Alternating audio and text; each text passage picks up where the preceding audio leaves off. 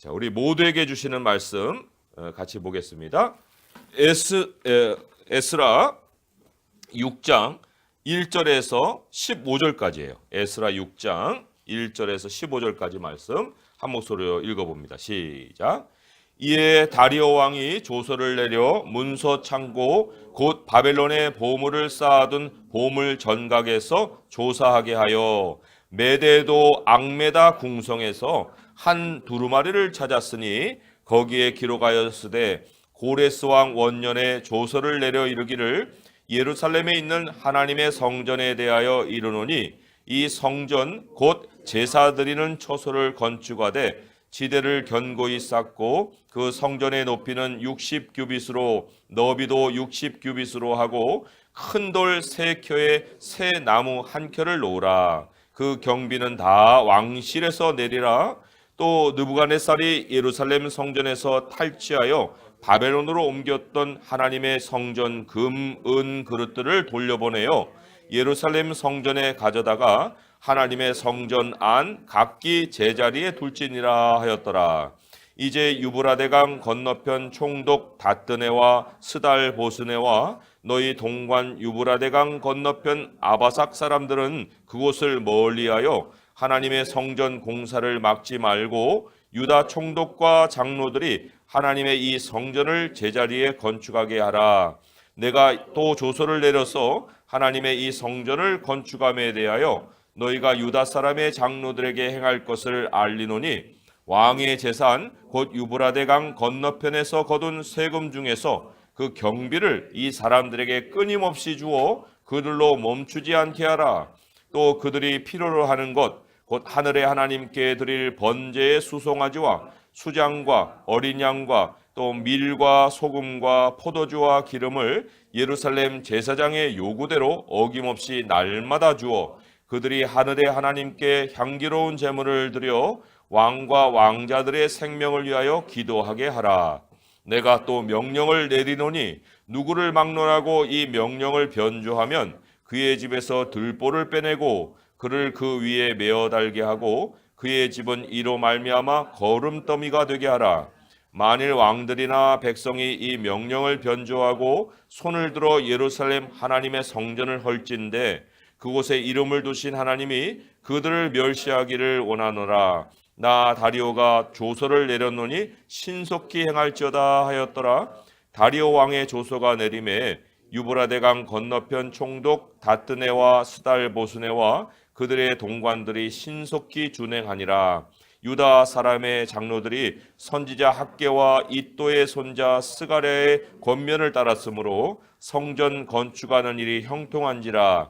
이스라엘 하나님의 명령과 바사왕 고레스와 다리오와 아닥사스다의 조서를 따라 성전을 건축하며 일을 끝내되 다리오 왕 제6년 아달월 3일에 성전 일을 끝내니라. 아멘.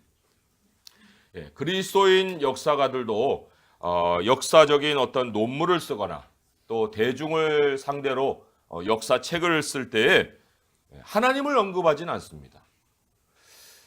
물론 그들의 사과는 신앙의 기초를 두고 있겠지만 하나님을 주어로 역사를 기술한다든지 또 그 모든 일의 배후에 뭐 하나님의 섭리가 있습니다라고 한다든지 이제 그렇게 되는 순간 그건 더 이상 역사 논문이나 역사책으로 인정을 받지 못해요. 뭐 교회에서 배포하는 그냥 신앙 자료집 정도로는 인정을 받겠지만은 객관적인 평가를 받을 수는 없다. 하지만 이 역사가 풀리는 실마리 또 역사가 한 단계에서 다른 단계로 넘어갈 때 그 디딤돌 역할을 하는 것이 있습니다. 그 순간 그 사건이 거기에서 일어나게 된 배후 그 모든 거에는 다 하나님이 계십니다. 신학이라는 게 무슨 뜻이냐? 하나님을 배운다 이런 뜻이에요. 신학, 하나님을 배운다. 그런데 이 역사는 사료를 모으는데 매우 집중을 하지 하나님을 배우지는 않거든요. 하지만 사료를 모으는 것보다도 하나님을 배워갈 때 의미 있는 한 덩어리의 흥미진진한 역사를 우리가 깨닫게 되는 거예요. 그래서 역사의 인식이다. 또 역사를 설명한다. 이런 것은 신학 아래에 견고한 터를 둬야 하는 것입니다. 그러나 어쨌든 이 세상은 결코 하나님을 가지고 역사를 설명하거나 또 역사를 해석하지 않기 때문에 우리가 그들과 공존하며 살잖아요. 하나님도 그걸 아시거든요. 그래서도 하나님은 이제 그들이 그렇게 소중히 생각하는 사료를 통해서, 역사적인 증거를 통해서 하나님의 역사를 이어가신다. 그 대표적인 사건이 바로 오늘 본문이 기록하고 있는 이 사건입니다. 주전, 그러니까 BC죠. 주전 537년에 바벨론으로 유다 사람들이 다 포로로 끌려갔습니다. 그 바벨론으로 그 포로로 끌려가고 난 다음에 50년 세월이 지납니다. 그런데 이제 소개드렸지만 고레스 왕, 이 고레스 왕이 이스라엘 사람들에게 예루살렘으로 돌아가라, 너희 하나님의 성전을 건축하라, 이렇게 명령을 내리는 거예요. 그리고는 그 명령을 담은 그 조서를 기록으로 남기죠. 도장도 찍습니다. 이거 굉장히 이상한 일입니다. 이성적으로 사실 설명이 안 되는 일이에요. 예상을 뛰어넘는 사건입니다. 그 포로로 잡혀온 노예들, 노예들이 지금 일 잘하고 있잖아요. 잘 부려먹고 있기도 하고, 무슨 폭동을 일으켰어요, 무슨 문제를 일으켰어요. 아무 문제도 없는 거예요. 50년 동안 그냥 순응하며 잘 살고 있는 그 노예들인데, 아니 그 노예들을 한꺼번에 지금 예루살렘으로 다 보낸다? 이게 지금 일어날 일입니까?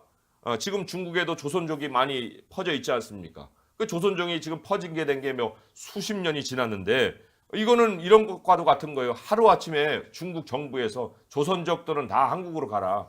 아니 뭐 때문에, 무슨 이유 때문에? 이 왕의 명령도 기이하지만은 굉장한 대제국의 문화를 누리고 있고 문명을 누리고 있는 이스라엘 백성들이었거든요. 비록 포로로 잡혀갔지만 그 땅에 자기들이 그 고향에서 지내던 것과는 상상할 수 없는 수준급의 생활을 하고 있었거든요. 그런데 그런 사람들에게도 이게 놀라운 소식이보다는, 아니 왜 이제 와서? 아니 왜 우리가 지금 자리를 잘 잡았는데? 이런 반응을 보이는 거예요. 사실 수백만이 끌려갔거든요. 하지만 이 고레스 왕의 명령을 받고 난 다음에 돌아간 숫자는 5만 명밖에 안 돼요. 그 5만 명밖에 안 된다는 증거가 이 이스라엘 백성들에게 고레스가 명령을 내렸지만 이게 놀라운 소식으로 다가온 것이 아니었다 하는 그 증거가 되는 것입니다. 그리고 또 예레미야도 예언하기를 70년 만에 귀환하리라 이랬거든요. 근데 지금 70년도 안 찬 50년째 이런 선포가 되니 이 명령의 진정성에도 영적으로 문제가 있다. 이렇게 또 사람들은 여길 수가 있었다는 것입니다. 역사가 안 풀리는 거예요. 그런데 이 역사가 안 풀리는 이 시점에 모든 것을 설명해 주는 열쇠가 뭐냐? 그게 바로 하나님이시다는 거예요. 하나님. 우리 에스라 말씀 1장 1절을 한번 또 가서 잠깐 참고를 해보겠습니다. 에스라 1장 1절을 보시면은 거기에 고레스가 그냥 이성으로 선포한 게 아니에요. 1장 1절을 같이 한번 읽어볼게요. 시작. 바사왕 고레스 원년에 여호와께서 예레미야의 입을 통하여 하신 말씀을 이루게 하시려고 바사왕 고레스의 마음을 감동시키심에 그가 온 나라에 공포도 하고 조소도 내려 이르되. 여기 하나님이 고레스의 마음을 감동시키셨다. 그러니까 우리가 역사라는 것은 신학 아래에서 하나씩 돌을 깔아 진행되는 것이다. 이걸 우리가 확인을 하는 거예요. 예레미야를 통해서 하나님이 선포하신 말씀을 이루시려고 고레스의 마음을 감동시켜 조서를 쓰게 하셨다. 역사가 이성으로 진행되는 것이 아니다.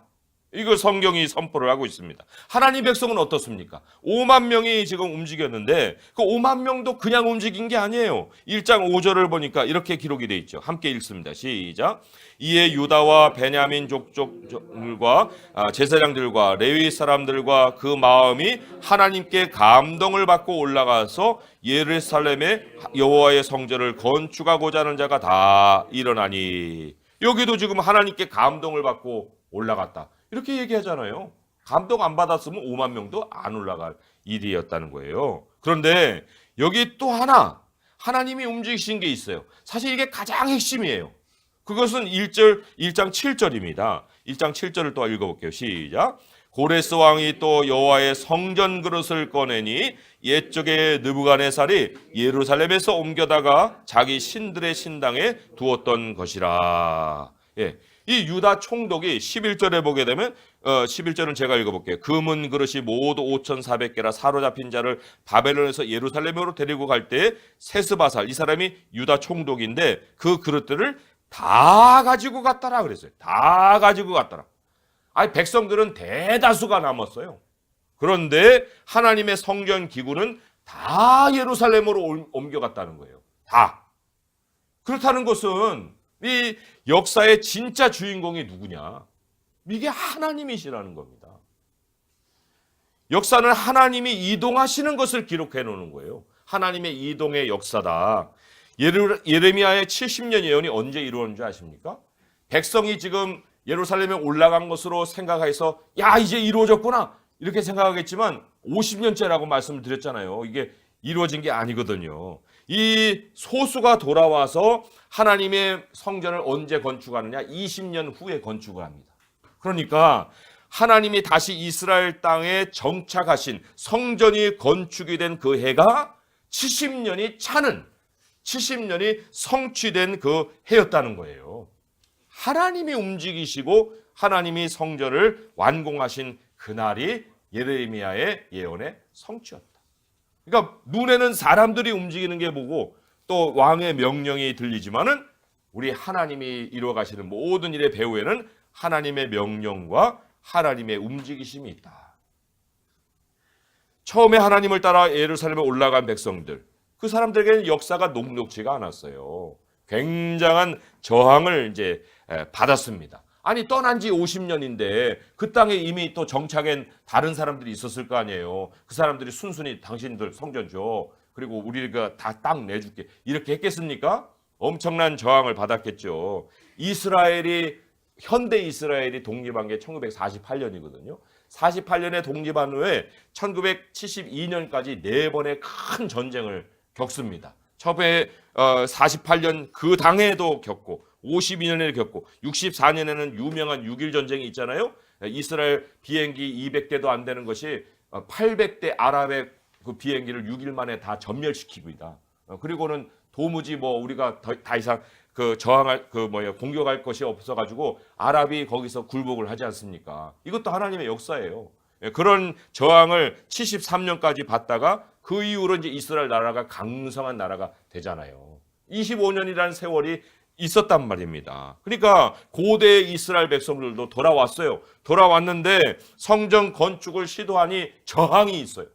근데 옛날 이스라엘 사람들은 이 현대 이스라엘 사람들이 이렇게 그거를 가지고 정말 다시 한번 일어서야겠다, 나라를 세워야겠다 이런 마음이 없었어요. 2년 정도 그냥 시도를 하다가 꿀쩍꿀쩍 하다가 포기를 해버립니다.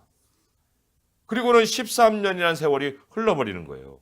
그러니까 포로에서 돌아온 지 2년 정도 시도했다가 포기하고 13년이 흘렀으면 15년이라는 세월을 지금 그냥 보내고 있는 이런 상황이지 않습니까? 사실 하나님께서 저항이라는 거 이런 것들도 다 염두해 두시고 50년째 보내서 20년이라는 기간을 지금 견딜 수 있게 여유 있게 하나님의 성전을 지을게끔 그렇게 배려를 해주신 건데 아예 이스라엘 백성들 약속 자체를 잊어버리고 그냥 자기 생존부터 챙기는 거예요. 내가 죽지 않을까? 내 집부터 짓고. 그러니까 하나님의 해결 방식은 또 어떠해야 됩니까? 하나님의 해결 방식은 항상 말씀을 통해서 우리를 찾아오시고 다시 권면해 주시고 다시 일으키시는 거예요. 그래서 학개라는 선지자, 스가랴라는 선지자를 이제 보내시죠. 오늘 에스라서 5장 1절을 한번 가보시면 5장 1절에 이렇게 또 기록이 돼 있어요. 함께 읽어볼게요. 시작. 선지자들 곧 선지자 학개와 이또의 손자 스가랴가 이스라엘 하나님의 이름으로 유다와 예루살렘에 거주하는 유다 사람들에게 예언하였더니 이게 오늘 본문에도 나와요. 오늘 본문에는 어디 나오냐? 6장 14절에 나오죠. 6장 14절에 보면은 처음에 초반에 유다 사람의 장로들이 선지자 학개와 이또의 손자 스가랴의 권면을 따랐으므로 이렇게 나옵니다. 그러니까 오늘날 우리에게 적용해 보자면 우리도 지금 뭘 해야 되는데 지지부진하게 안 하고 있어요. 하나님 우리에게 시키신 사명이 있는데 그거는 뒷전에 두고 그냥 내 삶만 챙기고 있었단 말입니다. 그럴 때 하나님이 우리에게 다시 성경책을 펼쳐들 만한 계기를 주시는 거예요. 내가 성경책을 지금 내가 펼쳐 읽어야겠구나 하는 그런 마음까지 주시는 거예요. 그래서 성경책을 펼쳐 읽어보니 그 안에서 역사의 주인공이 하나님이시구나. 이걸 깨닫게 해주신다는 겁니다. 이 학계를 통해서 하나님이 이 지적하신 것이 그거예요. 야, 너네들 지난 15년 한번 돌아봐. 15년 동안 너네들 왜 그렇게 안 된 줄 알아? 15년 동안 아무것도 안 됐거든요. 진행이 안 된 거예요. 추수를 해도 안 되고 많이 거둬도 모자라고 이게 도대체 어떤 일이야? 이유가 뭐야? 하고 있는 중에 학계가 지금 가서 그걸 지적하는 거예요. 너네들 인생의 우선순위가 나부터면 아무것도 안 되는 거야. 그게 이제 학계가 지금 전하고 있는 메시지고요. 스가랴를 통해서는 무슨 메시지를 전했느냐? 스가랴 4장을 보게 되면 너네들 힘으로도 안 되는 거야. 능력으로도 안 되는 거야. 모든 것은 하나님의 영으로 되느니라. 이 말씀을 전합니다. 그런데 그것만이 아니야. 굉장히 또 다른 유명한 예언을 이 스가랴가 남겼는데 스가랴 4장 10절을 보시면은 이런 말씀이 기록이 되어 있어요. 스가랴 4장 10절의 말씀에 찾으실 분은 또 찾지만은 제가 말씀을 드리면 이런 말씀이 있습니다. 같이 한번 찾아볼까요? 스가랴는 말라기 앞에 있기 때문에 마태복음부터 해서 찾으셔야 빨리 찾아요. 구약성경 1316쪽이죠. 1316쪽 스가랴 4장 10절의 말씀이에요. 같이 한번 읽어봅니다. 시작.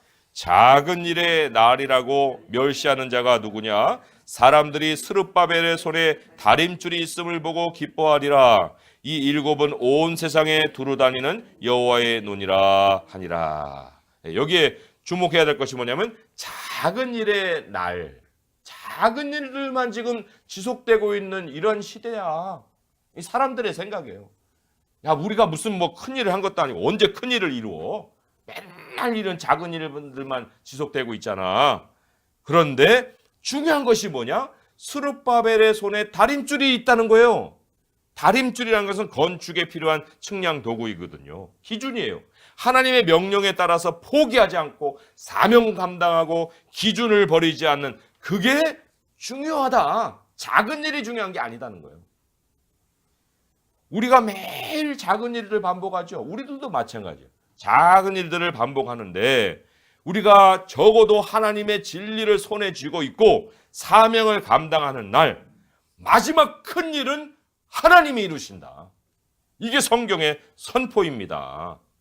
그래서 이렇게 선지자들이 권면을 합니다. 가서 또 사람들의 마음을 일으킵니다. 13년 만에 이제 건축이 다시 시작을 하는 거예요. 그런데 다시 시작을 하면 주변 사람들은 그러면 뭐 그들도 같이 은혜를 받아갖고 시작하세요 이렇게 하겠어요? 또 다시 저항을 하지요. 예, 또 반대가 눈에 보이는 거예요. 그 반대의 상황에 지금 이제 오늘 6장의 사건이 펼쳐지는 건데, 그런데 이제 하나님이 일하시는 방식을 보세요. 하나님이 이걸 아셔요. 아시기 때문에 이미 반대자들이 너희들이 일하는 근거가 뭐야? 이유가 뭐야? 우리한테 한번 제시해봐. 이럴 걸 알거든요. 그들이 제시해보려고 하는 그 근거는 다 법적인 근거. 어디에다가 너네는 지금 역사적인 증거를 가지고 성전을 건축하려고 하는 거야? 이런 걸 다 아시니까 하나님께서 이미 65년 전에 고레스 왕을 통해서 선포하신 조서를 기록 문서에 남기셨다는 거예요. 세상에 많은 기록들이 기록되어 있습니다. 세상에 많은 법들이 세워져 있습니다. 그 법들이 왜 세워지느냐? 궁극에 가서는 하나님의 일을 성취하시려는 그 기초를 닦는 일입니다. 그래서 이 6장 1절 2절을 보게 되면은 그 구석에 다 그냥 감춰져 갖고 아무도 관심을 기울이지 않는 거기에다 처박아뒀어요. 그 문서를. 근데 그 문서를 결국은 찾아냅니다. 매대도, 뭐 경기도 충청북도 하는 식으로 매대도에 앙메다 궁성에, 이거는 도시 그 수도도 아닌데 그 궁성에 가가지고 한 두루마리를 찾았는데 거기에서 찾았어요. 근데 그것만이 아니에요. 4절에 보니까 그 조서를 찾아낸 다음에 다리오 왕이 뭐라고 하냐. 자, 이 모든 경비 다 왕실에서 낼 거야. 아, 이것도 지금 무슨 기대도 하지 않은 일이지 않습니까? 국고를 들여서 성전을 건축하게 하겠다. 7절에 보니까 세금으로, 그죠? 예, 하나님의 성전 공사를 막지 말고 유다 총독 장로들이 하나님의 이 성전을 제자리에 건축하게 하고, 그리고 그것을 세금을 통해서 너희들이 다 감당을 할 수 있게 해줘라. 8절의 말씀에 그렇게 나오지 않습니까? 거둔 세금 중에 그 경비를 이 사람들에게 끊임없이 줘라. 그것만이 아니에요. 넘치는 은혜가 9절에 또 있는 것이 성전 운영하는 운영비도 다 날마다 줘라. 이게 하나님의 영으로 되는 일입니다. 하나님의 영으로 일이 진척이 되게 되면 예상치 못한, 기대하지도 않은, 그리고 넘치는 은혜를 우리가 맛보는 거예요.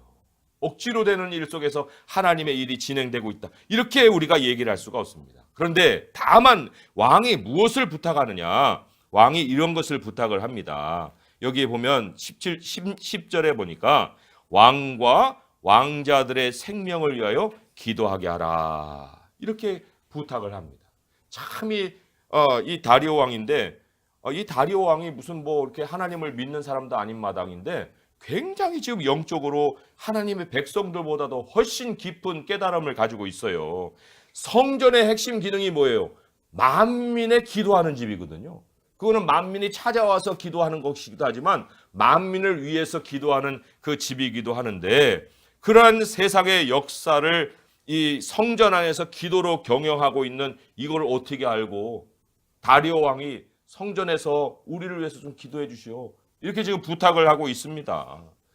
그러니까 그리스도인들에게 세상은 적이 아닙니다. 세상은요, 하나님이 우리를 위해 사용하시는 도구예요. 그리고 우리는 그들을 위해서 기도해야 될 의무가 있습니다. 다리오 왕이 마지막으로 조서에 남긴 내용이 또한 의미심장합니다. 마지막으로 뭐를 남겼느냐? 이 11절, 12절에 보게 되면 자기가 자기 권한 안에서 어떤 사람이 성전을 짓는 것을 막는다 하게 되면 그 사람에게 내가 형벌을 내리겠다. 이렇게 11절의 말씀을 선포한 후에, 그런데 자기 권한 밖에 자기가 죽든지 뭐 다른 민족이 찾아오든지 왕들이나 백성이 명령을 변조하고 예루살렘 성전을 헐으면 그때에서는 어떻게 되느냐? 그곳에 이름을 두신 하나님이 그들을 멸하시기를 원하노라. 자기 책임 아래에 있는 일은 자기가 보응을 하지만, 그러나 그 범위를 벗어나면 하나님이 친히 움직이신다.